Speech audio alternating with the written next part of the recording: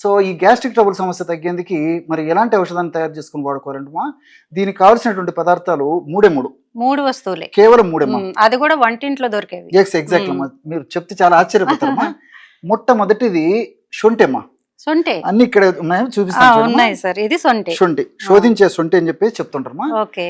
శొంఠి చాలా అద్భుతంగా పనిచేస్తుందమ్మా. అనేక రకాలైనటువంటి గ్యాస్ట్రిక్ ట్రబుల్ సమస్యకు సంబంధించిన లక్షణాలు చాలా అద్భుతంగా పనిచేస్తుంది. శొంఠి వల్ల జీర్ణ వ్యవస్థ మెరుగుపడుతుంది, ఎంజైమ్స్ బాగా ఉత్పత్తి అవుతాయి, జీర్ణ రసాలు బాగా ఉత్పత్తి అవుతాయి, వివిధ రకాలైనటువంటి గ్యాస్ట్రిక్ ట్రబుల్ సమస్య లక్షణాలు తగ్గిపోతాయి. ఈ యొక్క శొంఠిని పౌడర్ లాగా తయారు చేసుకుని ఒక 50 గ్రామ్స్ తీసుకోవాలమ్మా.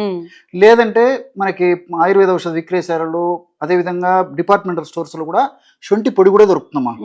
సో ఒకవేళ పౌడర్ చేసుకోవడానికి కొంచెం ఇబ్బంది ఉన్నటువంటి వాళ్ళైతే శొంఠి పౌడర్ కూడా తెచ్చుకొని వాడుకోవచ్చు. ఈ శొంఠి పొడి ఒక 50 గ్రాములు తీసుకోవాలమ్మా.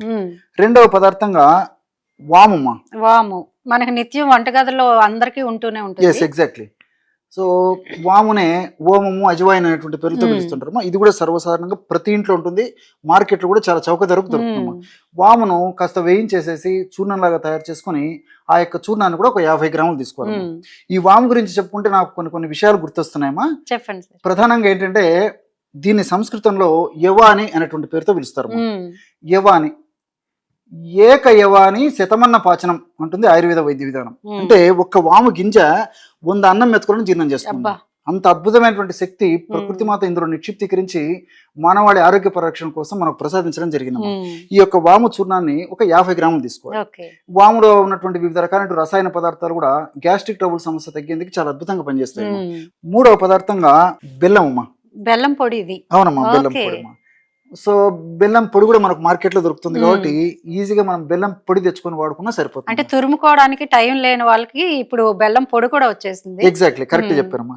సో బెల్లం పొడి కూడా మనకు మార్కెట్ లో దొరుకుతుంది కాబట్టి ఇదే కలుపుకుంటే సరిపోతుంది.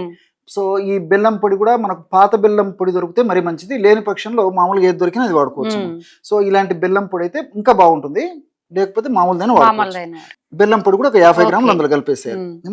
కేవలం ఈ 3 పదార్థాలే, శొంఠి పొడి 50 గ్రాములు, వాము నువ్వు వేయించి చేసినటువంటి చూర్ణం 50 గ్రాములు, బెల్లం పొడి 50 గ్రాములు.